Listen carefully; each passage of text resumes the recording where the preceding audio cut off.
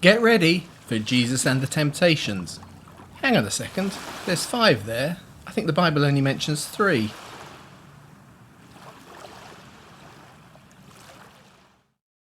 Hello and welcome back.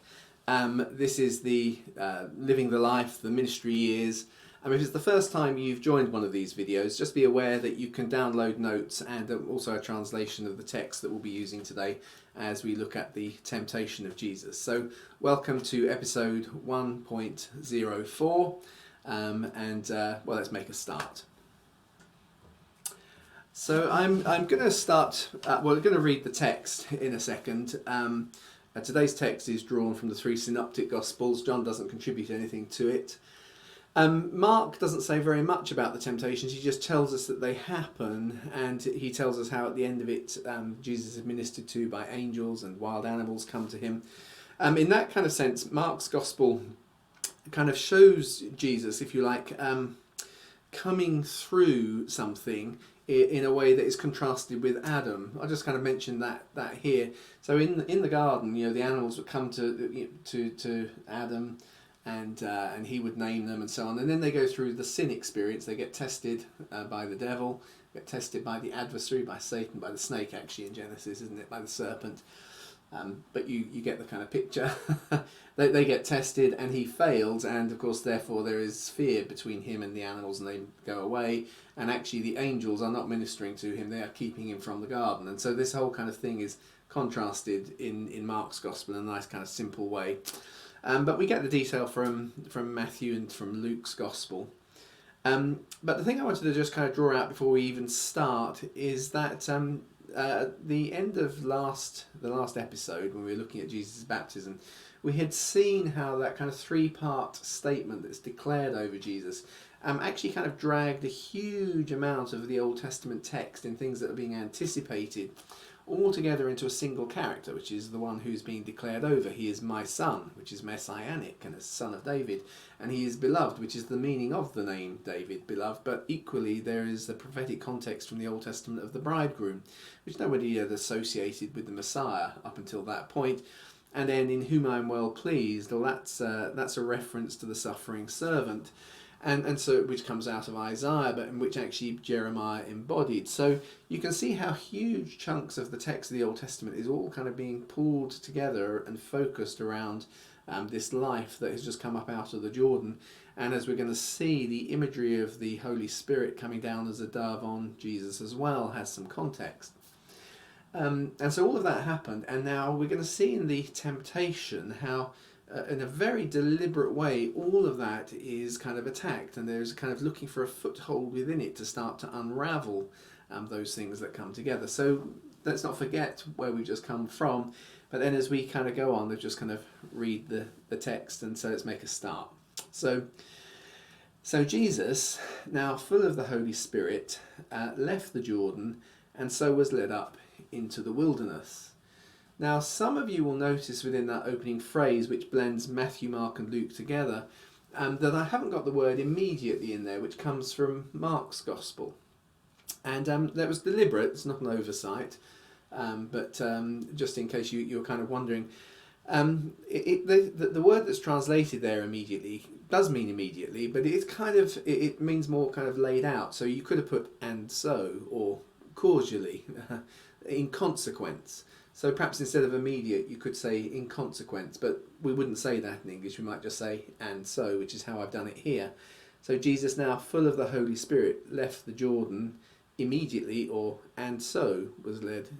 Now, why have I done that? Because everybody says immediately. Well, part of the reason is because one of the real problems you have, and I think it's just worth addressing it here the first time we encounter it, when you're trying to integrate the Gospels, is that we all come at the text. We can't help it, but we have, from the day we were born, we have been introduced into the modern world where, which is driven by clocks and calendars.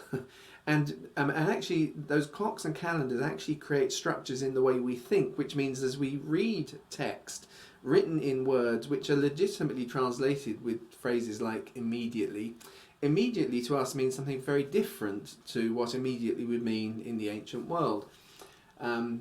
There is a kind of a greater sense of pacing within that's implicit if you're an ancient reader.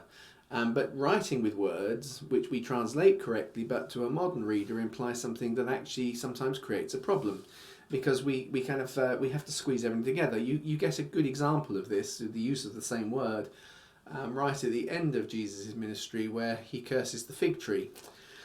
And Matthew's gospel says immediately, but actually we know from Mark's gospel that he curses it one day and goes back the next day. But the word immediately to us kind of concertinas everything up. So the reason I wanted to draw that out is that actually there is a kind of a sense of process. So now Jesus, now full of the Holy Spirit, leaves the Jordan. And so as he's leaving the Jordan, so we don't actually know in there, does he go straight out into the wilderness? I suspect he did, but actually there could be a gap, could be space. And so he is led up and into the wilderness, sent out by the Holy Spirit to be tested by the blamer. Well, obviously the word blamer, most of us again just translated it slightly different. We would expect to see the word devil there, but it's not wrong, and I suspect it's supposed to. I've kind of put the blamer in deliberately, and because there are three different words used here for the adversary, the blamer, the tester or the tempter.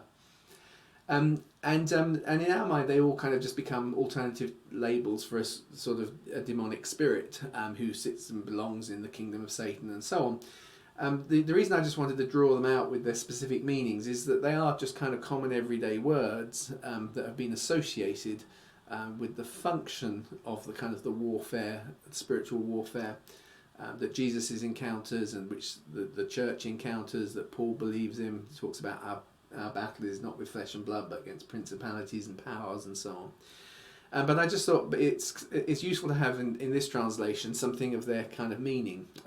So the word devil, diabolo, the bola bit, or diabola, is a bit like in parabola, from which we get parables from, and it's about the throwing of something. And dia means to throw through. So dia, this is something that you throw through, but in English we use the word thoroughly sometimes, which used to mean a similar sort of thing, i.e. to thoroughly throw at. So actually the kind of the context, if you like, the demonic context of what's testing Jesus here, what's playing on his mind, what is throwing all sorts of stuff at him. It's thoroughly throwing stuff. We could have put the word accuser in at that point.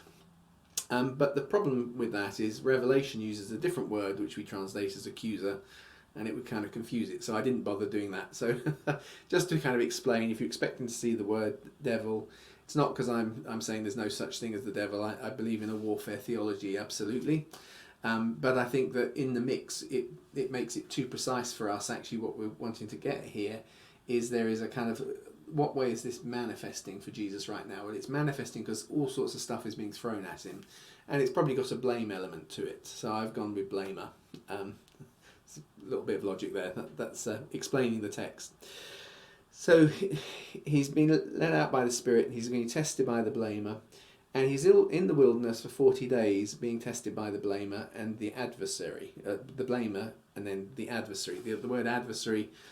There I'm taking from Mark's Gospel. An adversary there is the word Satan, of course. So he's both an adversary, he's a blamer, a thrower at you, throws all sorts of stuff at you. And Jesus has gone out. And there's a spiritual battle going on in the wilderness. And there's a testing and a proving. And straight away we're starting to see a kind of a pattern or a shape emerge. Because of course the children of Israel came through the Dead Sea. So Jesus has gone through the Jordan, but they came through the Dead Sea. They kind of had a baptism through water, kind of a coming through death and out, and they came into the wilderness. And there is a struggle that goes on. We read about it in the books of Exodus, Leviticus, Deuteronomy, Numbers, Deuteronomy. And Jesus, in one sense, his life is kind of recapitulating in short term the life of Israel. But actually, whereas Israel has failed, not just in its symbolic individuals like your Adams, your Isaacs, and your Jacob, Esau's, Jacob and Esau, and so on. But actually, the whole lot of them, he's kind of he's reliving, and we're going to see that a little bit more as we go through John's Gospel. How there are kind of parallels in the life of Jesus that you find with the nation of Israel. So Israel has gone through the Dead Sea, they go through a baptism, they come out the other side, and now they're in the wilderness. And it's interesting that Jesus is going to, both the temptations and things thrown at him and the things that Jesus responds come very often from those wilderness experience passages.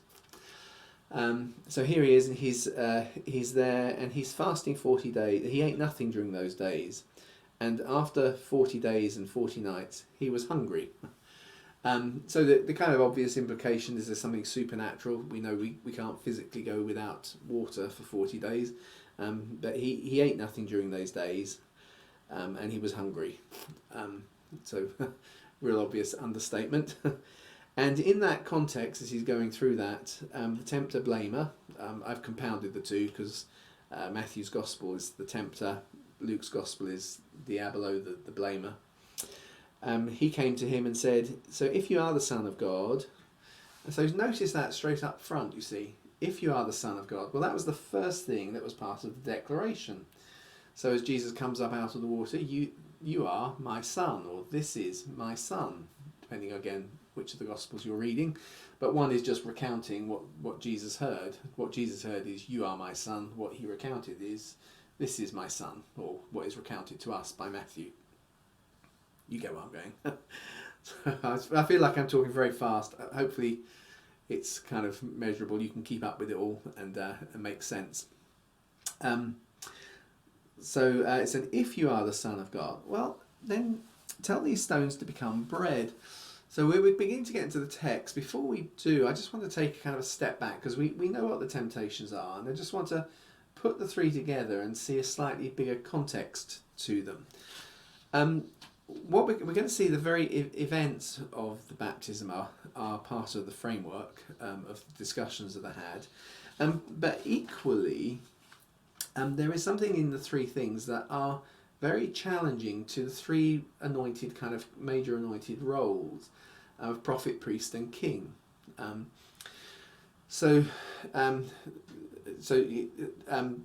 My son, well, that's clearly kingly because it's all about the appointment of my king, as we saw Psalm 2. But actually in here we're going to see so that the kingship is challenged. There's a challenge to turn the stones into bread because he's hungry, which actually is a challenge to the prophetic, because as the children of Israel have come through the Dead Sea and they come into the wilderness, they get hungry and they complain and they moan, and they have no water too at different points. But God provides manna in the wilderness through the man who becomes the archetype prophet. So Moses is there, and he becomes the big prophet who prophesies the prophet who's going to come after him, who's the prophet that everybody is waiting for. And one of the kind of almost messianic characters is the new prophet, the prophet that's going to be like Moses, that's going to establish a new covenant, a new interpretation, a new take on the law, all of those sorts of things. And so the turning of stones into bread, the provision of manna, the provision of bread in the wilderness, you see something is, are you really a prophet? Can you do those things? Are you adequate to be the anointed prophet? And then of course then there's something about the priestly, because there's the temptation to go to the highest pinnacle of the temple, throw yourself off. Nothing will happen to you because the angels look after you. You've got a promise from your Father in heaven. If you've got a promise from your Father in heaven, what's going to happen? Absolutely nothing. So everybody will see it, and the priesthood will totally belong to you. And similarly again, it was in the wilderness that the priesthood are consecrated. So they came through the Dead Sea, and then the Levites spent 7 days of prayer and fasting, and they were consecrated, and they were able to minister as priests after the 8th day. So they went through an experience in the wilderness that released their priesthood. And of course there they've built the first dwelling place of God, the tabernacle. So you get the idea how these things are coming together. So Jesus is going to be a prophet like Moses, who's formed and shaped in the wilderness and is proved by his provision of bread, the miraculous provision of bread, which actually kind of saves Moses' skin on several times, which God isn't happy about the grumbling, but if it wasn't there, it's the sign. And he's also going to be a sign of the new priesthood, You see, that's what's at stake. And then there's that final one, or it depends which order. We're going to think about that in a second, actually. The third of the three is Jesus being offered all of the kingdoms of the world, and actually, again, in the narrative of the Old Testament, the first mention of the king that's coming, it comes in Deuteronomy, about how when you come into the land, and it talks about how you're going to have to conquer other nations. And Psalm 2, as we're thinking about, talks about nations being in turmoil. Come back to that in a second. But there's something about kingship that comes out of the context of the wilderness. So Deuteronomy puts the foundations in. When you want a king, it'll be person I appoint, and when this is how it's going to happen. You see, it's all described. I think that's Deuteronomy 17, I think. So just as before we kind of get into the detail of the text, you see how in the overview, prophet, priest and king are all being challenged. Those three kind of messianic roles, these are the things you anoint. So David was all three. You see, the Spirit came on him and he prophesies in the book of Psalms. He ministers as a priest by setting up the tabernacle of David and ministering in there. And he also, of course, is a king. That's the obvious one, isn't it? He's also the king. He's a kind of prototype. All three of those roles he was anointed in some way in. So that's a kind of little bit of backdrop. So let's get back to the text. So the tempter blamer comes to him and says, "So if you are the Son of God, tell these stones to become bread." But Jesus answered him and said, "It's written, man shall not live by bread alone, but by every word that comes out of God's mouth." And he answers from Deuteronomy. Actually, before we get into the answer from Deuteronomy, let's just go back to my son. No, we won't. We'll leave that one. Leave that. Let's answer from Deuteronomy. So I put some markers in my Bible to make it easier to find. So this first answer, which in many ways is challenging, if you like, the prophetic nature, and it's the challenges because, of course, Moses provided bread in the wilderness. It's chapter 8, Deuteronomy chapter 8, kind of roughly around verse 3, but if I read, starting off, "All the commandments I commanded you today you should be careful to do, that you may live and you multiply, go in and possess the land which the Lord swore to give to your fathers." So you kind of get the impression that Jesus has been meditating on this passage by the fact he uses it. And we'll see why. So it gives us a kind of a sense that actually in his time in the wilderness, God has been communing with him, his Father has been communing with Jesus. All of the things I've given you to do, we find references that kind of match that later on in Jesus' ministry. I only do what the Father gives me to do, that kind of statement. And you shall remember all the way which your Lord your God has led you in the wilderness these 40 years. Well, Jesus hasn't been there for 40 years, but he has been there for 40 days. It's a kind of symbolic way. But you know how if you pray things through regularly, you get that. You find a verse and it kind of, that resonates. There's something here that God is speaking to me. And he humbled you and he let you be hungry. Well, that's what's happened. When Elijah was once in the wilderness, the ravens brought him food. Jesus has been here, but he had nothing to eat. God has let him, his Father has let him be hungry. He's kept him humble. But he fed you with manna which you didn't know about. Well, that secret manna becomes a kind of a motif as we go through the New Testament. Think about Revelation. He will give them the secret manna. And Jesus uses it when he's later in John at the well in Samaria, saying, "I've got food and drink that you don't know anything about." So he's obviously anticipated and understood that all the time he's been going hungry, God has been feeding him with stuff. He's been speaking to him. He's been commissioning him. He's been laying out something to Jesus about how he's going to do the commission that God has given him. He's been commissioned, and this is how you will do the mission. This is the planning side, and there are words that have clearly been part of that context in the wilderness. So he humbled you and fed you manna that you might. He fed you manna which you did not know, and nor did your fathers know. In others, people may not get this. They may not fully understand what it is I've been feeding you with. That he might make you understand that. And then here is the quote, that man doesn't live by bread alone, but man lives by everything that proceeds from the mouth of your Father, from the mouth of the Lord. And so there is, and that's of course the response. And then it goes on. Your clothing didn't wear out. Your foot didn't swell for 40 years. Now Jesus is going to go. He's going to pioneer what we sometimes call living by faith, but actually it's kind of, in other words, you don't have your fixed regular incomes, but actually you do the work that God gives you, and you trust that God will provide, and that's part of the context of the promise that comes next in Deuteronomy. Clothing won't wear out. Your feet won't swell. Jesus is going to walk hundreds of miles backwards and forwards every year, travelling around the villages of Judea and Galilee.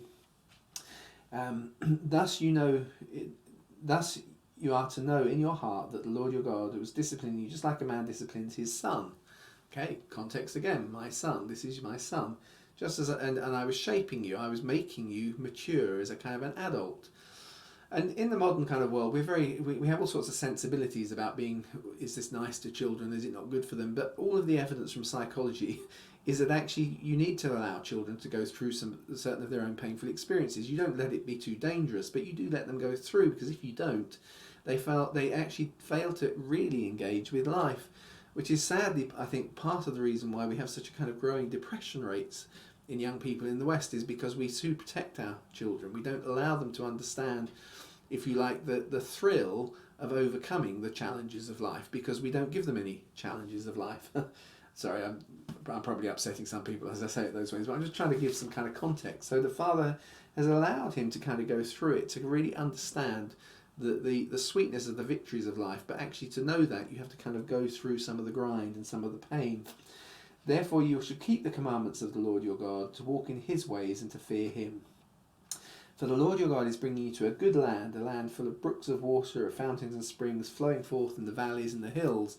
And so the Lord is going to supply for Jesus as he goes on his itinerant ministry. And that's all part of the mix that Jesus is learning. But he's gone through this tough time. But actually when it comes to the ministry years that are coming, there's going to be springs of water, there's going to be the food when it's needed, his clothes won't wear out, his feet won't swell. But right at the heart of it, there's this challenge. You're focused on that bread, but I've got other bread. This is the kind of the response. You're kind of getting there. So the temptations kind of go on. So I keep reading. It's written, man shall not live by bread alone, but by every word that comes out of God's mouth. So then the blamer took him to Jerusalem, the holy city, set him on the extreme wing of the temple, and said to him, if you are the Son of God, again challenging that first bit, throw yourself down from here. After all, it has been written, he'll give orders concerning you, to put his angels in charge of you, to guard you, and they will lift you up on their hands, so that you don't dash your foot against a stone. So that quote is interesting because it comes from Psalm 91. And actually that tells us a little bit more, because Psalm 91 has real relevance to the whole baptism ceremony that Jesus has just gone through. So Psalm 91 kind of frames really both the baptism and the temptations quite nicely, which is why I think I prefer it as the culmination. It kind of ties everything together. But because in Psalm 91, in fact, let's read it properly. There are several things.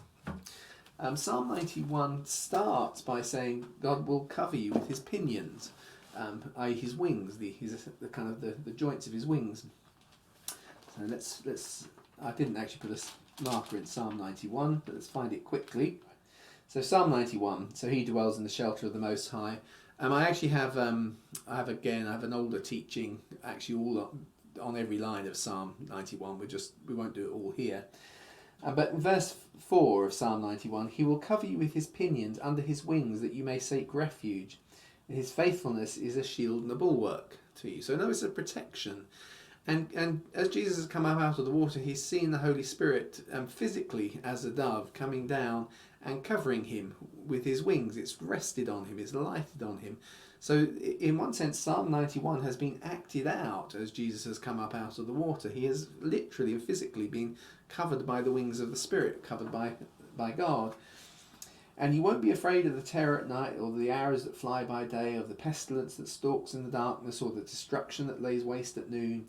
1,000 will fall on your right, 10,000 on your left, or the other way around, sorry, left, right, and it won't be a reproach for you, and so on. You'll only look with your eyes, and you'll see the recompense of the wicked. For you have made the Lord my refuge, even the Most High your dwelling place. So no evil will befall you, and this is where it kind of comes in. You see, no evil will befall you, nor will any plague come near to your tent or near to your dwelling place. For he will give his angels charge concerning you. This is the thing, and they will bear you up in their hands, lest you strike your foot against a stone. See? And so you can imagine again, so Jesus has gone through the experience, he's biblically literate, he goes out into the wilderness, he's meditating on what he's gone through. He started to go through the lines of this psalm, he started to appropriate them to the ministry that he feels that is being commissioned to him. And into that context, the tempter blamer, the tester blamer, turns up and makes that accusation. Well, if it says that, why don't you? And it's interesting. There's a kind of a sense of, well, be presumptuous on it then. If he said all of those things, can't possibly go wrong. But similarly to the previous temptation, where I was saying, that if you look at the context, there's something about the Lord's allowed you to go through something because he wants you to grow up. And I don't mean that in a patronising, trivial way, but I mean it in a literal sense of we need to grow sometimes into the strength of things. And in this context, the challenge is, well, he's given you certain promises of protection. Well, just live on those then. Don't worry about it. And now the challenge is about priesthood, because if the first one was about the prophetic, be like Moses. Just as the priests were formed in the wilderness in Israel's history, and you're there now, and there's something priestly about you. So why don't you go to the temple, okay? Which is the centre of modern Judaism. I say modern, but I'm putting myself back into first century Judea. It's the centre of Judaism. Why don't you go up to the highest pinnacle? And there's an interesting little kind of play on this. And there's a couple of things from Psalm 91, just to kind of fill out the whole picture. In Psalm 91, as I said, we have the covering you with his pinions, under his wings you might seek refuge.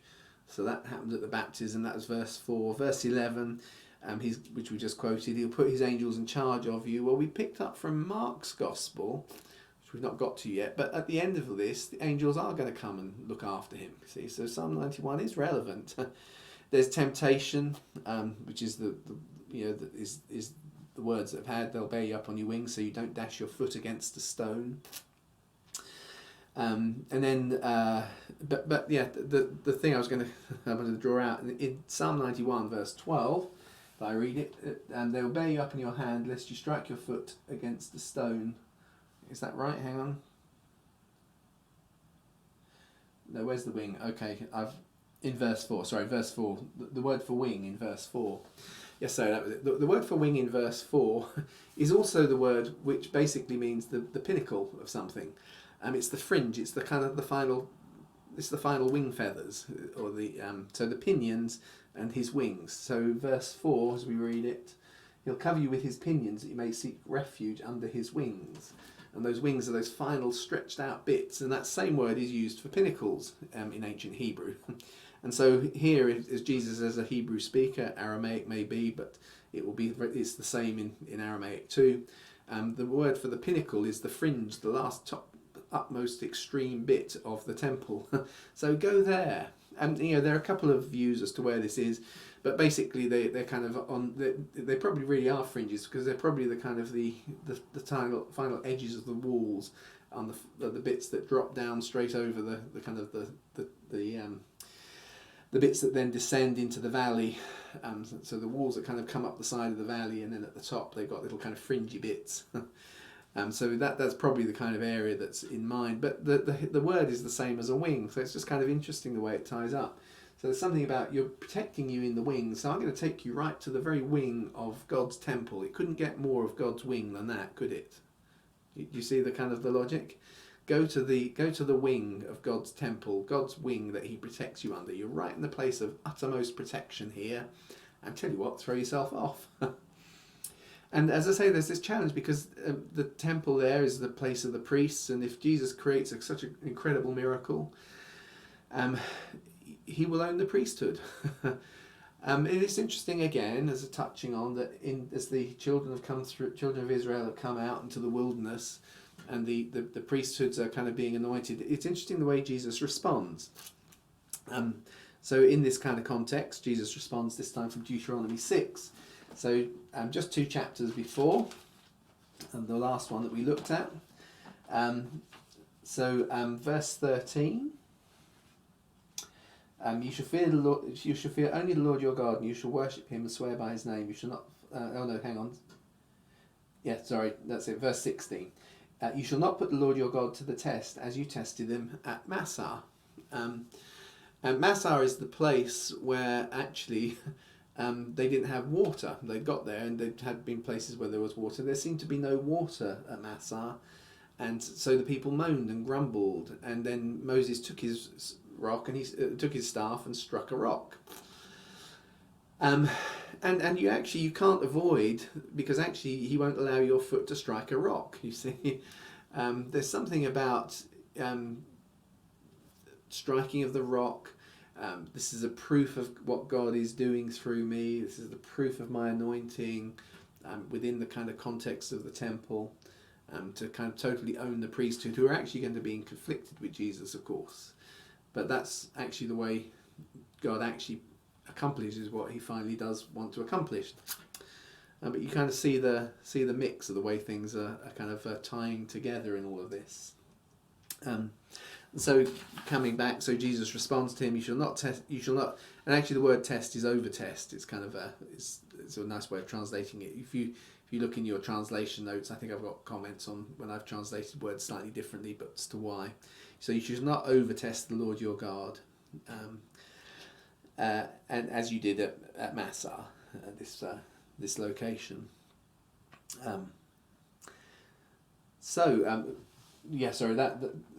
Jesus doesn't say that. The as you did at Massah is from the text where the next line, but actually it's interesting, provision of water by striking a rock, foot strikes a rock, so on. Whew. See if we can make this through all in one take. I'll be very pleased if we do. So then another time the blamer took him to a very high mountain. So this is that another time, which comes from Matthew, does actually imply that it could be out of order, which I think it probably is. So I've given you it in the order that Matthew gives us, but this could be a kind of retrospective. Actually, he took him to a high mountain before he took him to the temple, which to me makes more sense if Jesus is out in the wilderness, up the mountain, and so on. But anyway, let's leave it as it is. So another time the blamer took him to a very high mountain, having led him up, he showed him all the kingdoms of the world and their glory in a moment. And the blamer said to him, I'll give to you all of these things, the authority and its glory, seeing as it's been handed over to me, and I give it to whomever I want. So if you fall down and worship before me, it can all be yours. And Jesus says to him, leave, you adversary, for it is written, you shall worship the Lord your God, and you shall serve him only. And again, he's quoting just a couple of verses away from the last verse, the last reference, which is actually, you shall fear only the Lord your God. This is verse 13 of chapter 6, Deuteronomy 6. You shall fear only the Lord your God, and you shall worship him and swear by his name, and you won't follow other gods. This is continuing the text, but it's implicit in Jesus' reply. You won't follow other gods, any of the gods of the peoples who surround you. See? So how does the devil own all of these other nations? Well, because they worship him. They worship Apollo, they worship Diana, they worship Aphrodite, they worship Jupiter, they worship Zeus. These are all part of his rebellious pantheon. Those are and so of course he stands for those things. It's right in the context. For the Lord your God is in the midst of you, and he is a jealous God. But actually, of course, that the reference here really does tie in to Psalm 2. So I printed out my full translation of Psalm 2, which if you saw last week, I've done a separate teaching on as well. I'll put these in the information thing above me, the little kind of so if you have a look at that, you'll find the references to these two Psalms, Psalm 2 and Psalm 91 that we've just looked at. But Psalm 2 starts with, the nations are all mobbing together and the peoples contemplate vanity. The kings of the earth promote themselves and against the rulers, and they take counsel together against Yahweh and against his anointed Messiah. You see, so the initial context of Psalm 2, which gives us the title My Son, and brings kind of kingship into the mix, which is what's being challenged here in this this third phase of the temptations, is actually there is some antagonism in the nations, and so there is a kind of, if you like, and why is there antagonism? Well, because here the adversary, the one who's throwing stuff at Jesus, he's got command and control of them, and so here I can make this easier for you. You've got a mission. Tell you what, let's make it simple. But it goes on, of course. It says, "And he who sits in the heavens laughs and holds them in contempt, and then he will speak to them in his anger and disturb them in his hot temper." As he says, "But I have installed my king on my holy city Zion." See, so I am doing this. So there's a real kind of contrast between how God is doing it, but there's antagonism towards it. But as you kind of go on, I will tell of the decree. Yahweh said to me, "You are my son. Today I have confirmed you." But then the very next verse is, "Ask of me," this is God speaking, "and I will give you the nations." It couldn't really get more explicit here than here is the adversary, Satan, saying, "Ask of me, and I can make it easy for you. After all, they all belong to me." But actually the challenge here is, they may be railed against you, but actually ask of me this relationship that I have, which is why worship is so key in this temptation. Who is it you're kind of looking to for your authority and your strength? And actually just look in this relationship, because it's in this relationship that they will come to you. See, it's the very kind of clear promise. Ask of me, and I will give you the nations for your inheritance, the ends of the earth for your possession. And then as you go on, the wise kings take heed, the earthly leaders serve Yahweh in awe, celebrate him with trembling, and so on. And so you in that kind of in that final temptation, you have, if you like, going right the way back to the beginning. My son, so my son, who's going to ask of me, inherit the nations, who's going to be the anointed king. Kingship is in view. And so you kind of get that sense that in many ways, of course, so Mark hasn't given us any of the detail, but Luke and Matthew have given us the events, slightly different order. As I say, I may amend it, so by the time at some point when you download this text, I may have swapped the order around of the last two. I may not have done, that's the way I put it originally. You'll have to wait and see. It can be a surprise. If you come back in a year, it might be amended, something like that. Anyway, but probably there's more going on. There's much more of a dialogue. But this is kind of three examples which capture, if you like, the full spectrum. And that's perhaps why more than just three events. I suspect over those 40 days, Jesus went through a whole load of issues. This is what it says. This is what I could do with that. Actually, am I doing that the right way? Am I doing it the wrong way?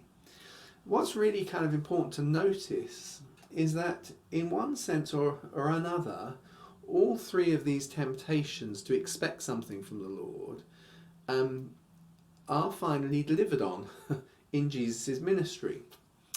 So he does provide bread in the wilderness, the feeding of the 5,000, the feeding of the 4,000. But there it's not just for him. There it really is a sign of something going on, of him being the prophet. There is a point right at the beginning of Jesus' ministry where he's back in his hometown in the synagogue. It may not be the temple in Jerusalem, but then the crowd starts shoving him towards the precipice and they're going to throw him over. And it's somehow in that context Jesus walks through the crowds, and actually the angels do keep him safe. God does keep him safe, but it's because it's necessary. It's not him being presumptuous with the promises of God. It's not him just using it for his own glory. It's actually, I can rest on that when these things happen. You get the kind of idea. So those two things, and what's the what are we just so nation? Oh yeah, and well, of course, and then the issue of the nations coming. Actually, in the final week of Jesus' ministry, it talks very specifically about the Greeks come to him, and it's probably the Greeks coming to him that partly, I suspect, is the impetus for him turning over the money tables when he comes into Jerusalem. You have to kind of integrate John's Gospel with the synoptics at that point, but I think probably the Greeks come, and then it's after that he turns over the money tables, because that's the court of the Gentiles, and these Greeks who are coming to him, the Greeks who are looking for him, the nations who are coming to try and seek him, are not able to worship in the house of God, because actually the court of the Gentiles has been turned into the bazaar of Annas, as it was called, the high priest behind Caiaphas, who had turned the whole of the temple into a money-making venture. So the court of the Gentiles is now all about making the priests rich. So you kind of, all of those different aspects of the temptations, we see Jesus in some way is able to draw from them, because they have a legitimate use: provision of bread, protection when it's needed, actually being at the heart of people who are brought to him by the Lord, rather than going and claiming them kind of aggressively. They're all going to come to Jesus. So you kind of so in that sense there's that kind of nice kind of completion of them in the wider text. But let's just finish what we've been working through now. So then, having finished every provocation, the blamer left him and withdrew until an opportune time. And see this, he was together with the wild animals, yet the angels came and they were ministering to him.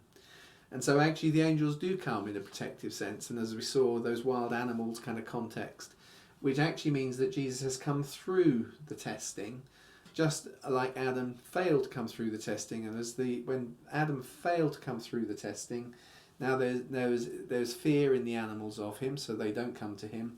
And the angels that are involved are actually to keep him away from the presence of the tree of life. So Adam failed in his testing, and those two things play the exact opposite role. So when Jesus, who comes through the testing, and the animals now are coming to him, what Jesus is going through is already reversing the curse and releasing the blessing, which of course is going to become the fundamental kind of, if you like, soundbite of Jesus' first great sermon, the Sermon on the Mount. Blessed it is, blessed it is, blessed it is. But I say the first great sermon, not the first thing he ever teaches, but it is the one that we have recorded in detail. He's beginning to push things around, turn them over, and release the blessing. Oh, just interesting little thing there that I forgot to mention. Psalm 91, actually as you go on, verse 13, says, "You'll tread on the lion and the cobra, you'll trample the young lion and the serpent underfoot." And of course that testing of Adam by the serpent, he's promised that actually someone is coming, a man is coming, who will crush the serpent's head, which is kind of part of actually the context of Psalm 91. And we actually see that happening here in the wilderness, because here's the serpent, Satan, the adversary, the blamer, the tempter, has turned up to Jesus. He's tested him, but actually he's been beaten, he's been crushed. And actually, similarly, we also meet animals in that context, just as come at the end. And the very final thing is that the very last word of the whole of the Psalm 91, it refers to my salvation. And actually, the Hebrew there is my Yeshua. In other words, my Jesus. So Psalm 91, verse 16. See if I probably lost it again. Let's just finish with that. Psalm 91, verse 16, where we actually see the name of Jesus there in the text. So, with a long life I will satisfy him, and let him behold my Yeshua, my salvation. I'm going to let them see. So this is the person who calls on me. He will call on me, and I will answer him. I will be with him in trouble. I will rescue him and honour him. With a long life I will satisfy him, and let him behold my salvation. It's kind of, well, it's partly to Jesus, but it's just interesting that Jesus' name is right there. He must notice it as he's meditating on the psalm, that the concluding word of that whole experience of the Spirit coming on him, the challenge about protection from the angelic, the crushing of the cobra's head, then of the coming of the animals, and you are my salvation, you are my Jesus, as a kind of final word. So next time we're going to be looking at John's response as Jesus rejoins John's ministry. But until then, I hope you get a lot out of what we've got. There's more you can go and read for yourself.